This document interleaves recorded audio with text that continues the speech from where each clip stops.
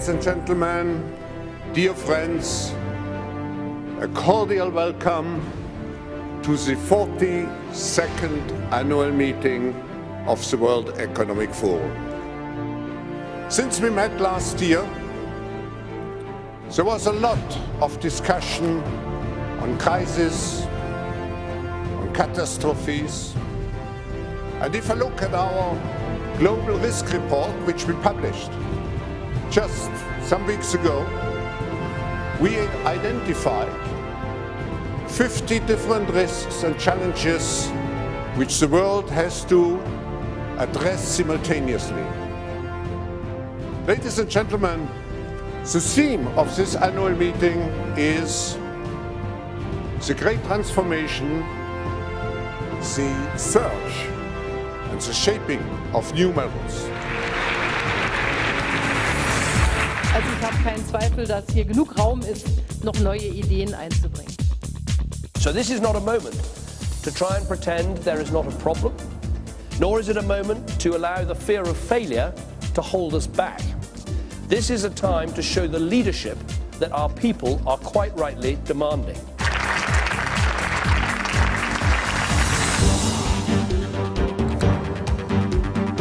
Here we are in 2012, and one of the things we learned in 2011 is that emissions of carbon, greenhouse gases, continue to go up despite all the international talks.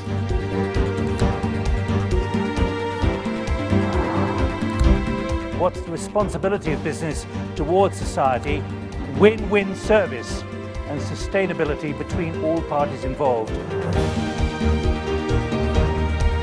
There are lots of many complex issues that have led to this increase in inequality, including certainly changes in the power of unions and so on. If we're looking for the basic for the next 5 years, in the advanced economy, the debts are still piled out. It's not on downsides, it's still on upsides, right? Last year in Japan we had a huge earthquake, and I met 1,000 survivors. You know, they lost motivation about life. I do continue to give some way of life. We don't have to get depressed by what is in the past. Let's create a bright future, and we can do that. We have the capacity.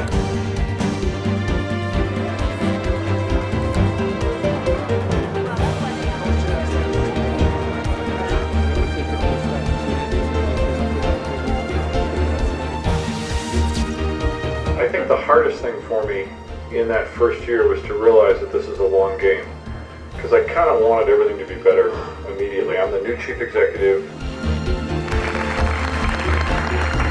I am convinced there will be peace between the Palestinians and us based on a two-state solution. I don't have the slightest doubt.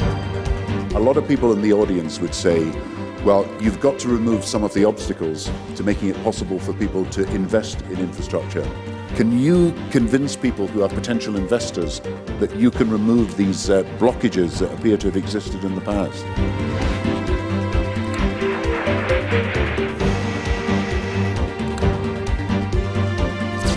Thank you, Professor.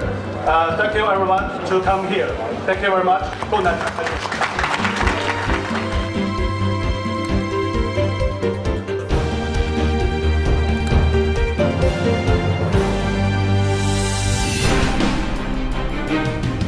Whether in this room in Davos or around the world, you can tweet your thoughts during this live debate. The hashtag is BBC Davos.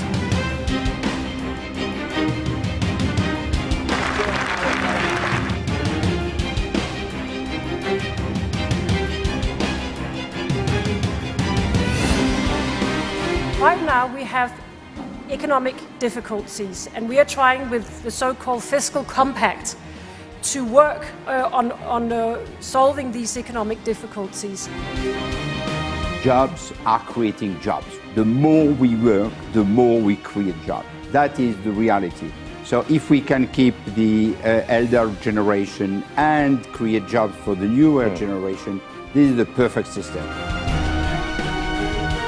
It's not just a Eurozone crisis, it's a crisis that could have collateral effects, spillover effects around the world. As the population goes from 7 to 9 billion, as you say, that's 77 million people more every year. You have to feed them. The FAO estimates that the supply of food has to go up by 70% between now and 2050.